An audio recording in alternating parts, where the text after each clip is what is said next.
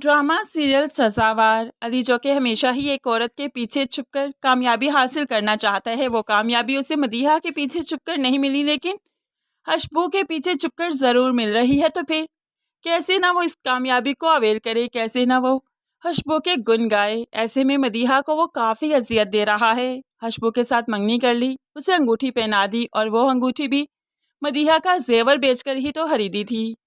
घर आया तो काफ़ी ज़्यादा शॉपिंग माँ को दिखाता है, तो माँ भी काफ़ी खुश हो गई। बेशक ये लोग लालची हैं, जहाँ पर पैसा मिलेगा वहीं पर मर मिटेंगे, उसी पर फिदा हो जाएंगे। और मदीहा को इन लोगों की समझ बहुत देर के बाद आई, जब उसने अपना आप गंवा दिया, अपनी माँ को अपनी वजह से गंवा दिया। अब जाकर होप्सो मदीहा को एहसास हो जाए कि मुस्कान के साथ जो कुछ उसने किया, उसी की ही तो भरपाई कर रही है, उसी का ही तो भुगत रही है, उसी का ही तो अंजाम है ये सब। लेकिन पता नहीं क्यों फिलहाल मदीहा को कुछ भी समझ नहीं आ रही। वो इन लोगों को देखती है, जलती है, कुड़ती है, आंसू बहाती है, और फिर अकेले में बैठकर भी सोचती है। लेकिन उसे ये चीज़ कभी समझ नहीं आ रही कि उसने किसी के साथ कुछ बुरा किया, तभी तो उसको ये सज़ा मिल रही है। खैर, यहाँ पर इंसान को समझ आ ही जाती है, लेकिन मदीहा को फ़िलहाल पता नहीं क्यों समझ नहीं आ रही। वो अली से भी शिकवा करती है कि कुछ भी कर लो, कितनी भी अज़ियतें दे लो, लेकिन ये अज़ियत ना दो, सौतन मेरे ऊपर ना लाओ। लेकिन अली को तो जहाँ पैसा मिलेगा वहीं पर फ़िदा होगा। वो भला मदीहा की बात क्यों सुनेगा? मदीहा को तो वो बोझ समझता है, जिसे फालतू में बैठकर खिला पिला रहा है। ये नहीं जानता कि मदीहा उसका घर कितना सही रखती है।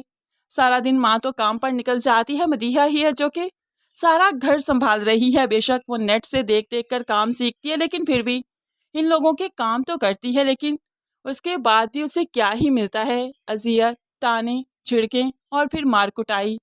रक्षी बेगम तो हर वक्त डांटती रहती है कि तुम्हें मुफ्त की रोटियां खिला रहे हैं, तुमने सारे काम करने हैं, अगर काम नहीं करने, बस यही रोना धोना करना है, तो यहाँ से बिस्तर गोल करो और चलती बनो।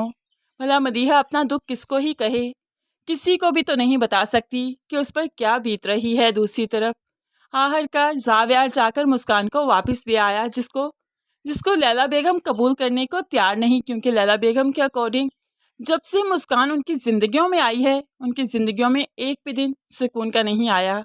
अब तो वो मुस्कान के करैक्टर पर बात करती है, जिसके बाद जावियार माँ के सामने चीख उठता है। सारी बातें कबूल हैं, लेकिन ये बात कबूल नहीं। अब जानती ही कितना है मुस्कान को, आपने तो 2 घड़ी कभी बैठकर उससे ठीक तरह से बात भी नहीं की, आप इस तरह की बात कैसे कर सकते हैं? लोगों को तो आदत है तोहमत लगाना, लोगों के घर उजाड़ना। ऐसे में आपको ये बातें समझ क्यों नहीं आ रही? आपको वो सुंबुल ठीक लग रही है, जिसको कभी आप मिली नहीं, जिसको कभी आपने जाना नहीं, जिसके साथ कभी वक्त नहीं गुजारा। और मुस्कान फिर भी इस घर में रही है काफ़ी अरसा। आपको मुस्कान में इतने कीड़े नज़र आ रहे हैं कि उसके करैक्टर पर बात कर दी। लेकिन माँ हुक्मन कह देती है कि मुस्कान इस घर में नहीं रह सकती, और ये लैला बेगम का आखिरी फैसला है। ये कहकर लैला बेगम तो यहाँ से चलती बनी, और जावियार सर पीट कर रह गया, क्योंकि ना तो वो माँ को छोड़ सकता है और ना ही बीवी को। मुस्कान की ज़िंदगी में ये उतार चढ़ाव तो तब तक आते ही रहेंगे, जब तक मदीहा को एहसास नहीं हो जाता कि उसने मुस्कान के साथ कितना गलत किया था। और मदीहा ही फिर रज़ा को बताएगी, और फिर लैला बेगम के सामने जब सब कुछ आया होगा, तो लैला बेगम भी तब काफ़ी शर्मिंदा होगी कि उसने मुस्कान पर यकीन क्यों ना किया, बाहर के लोगों पर यकीन क्यों किया। खैर, यहाँ पर जैसे ही अली की शादी होगी, मदीहा को एहसास होगा कि उसने बहुत बुरा किया। शायद यही है उसकी सज़ा, जो कि मुस्कान के साथ उसने किया। तब जाकर हिम्मत करते हुए अपने भाई के सामने खड़ी होगी और सब कुछ बताएगी, जिसके बाद रज़ा भी काफ़ी शर्मिंदा होगा कि वो मोहब्बत के दावे तो करता था, लेकिन जब एतबार की घड़ी आई तो वो एतबार ना कर सका, बल्कि एक ही झटके में सब कुछ ख़त्म कर दिया, अपने ही हाथों से अपनी खुशियाँ उजाड़ दी। तब जाकर रज़ा ना सिर्फ मुस्कान से, मुस्कान के घर वालों से, बल्कि लैला बेगम के भी रूबरू खड़े होकर एतराफ़ करेगा कि उसकी ही सारी गलती थी। ऐसे में आशिर, जो अभी तक अजियत में है कि उसकी वजह से उसकी बहन की खुशियाँ खराब हुई, वो भी आगे चलकर रिलैक्स होगा कि आखिरकार सबको सच मालूम पड़ ही गया। लेकिन खैर, जितनी मदीहा कसूरवार है, उतनी सुंबुल भी तो है। मदीहा जो कि अपने किए की सज़ा भुगत रही है, तो फिर सुंबुल क्यों नहीं? आगे चलकर रज़ा सुंबुल को जो छोड़ देगा, तो ऐसे में सुंबुल को भी सज़ा मिलेगी, और रज़ा भी तो सारी उम्र की ये सज़ा झेलेगा कि ना वो ज़िंदगी बसा सकेगा और ना ही उसे मौत आएगी। और इसी कश्मकश में वो बहुत अजियत में रहेगा। बेशक किसी का दिल दुखाकर, किसी को उजाड़कर इंसान कभी भी सुखी नहीं रह सकता।